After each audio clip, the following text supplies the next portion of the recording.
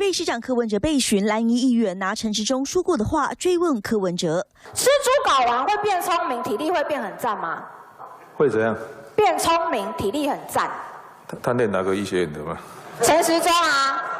陈时中牙医的啊，柯文哲听了窃笑连连，抓头捏肚子就是止不住笑。他应该是劝陈部长这个问题，他就不要再讲了。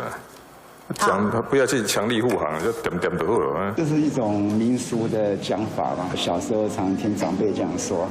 那柯文哲认为您是失言，你觉得是？那就是我的长辈这是失言，大概不会吧。柯文哲骂失言又占学历，让人联想是否跟2022台北市长之争有关？现在更吹出蓝白合作风向。蒋万安如果可以说服你，他可以做得很好。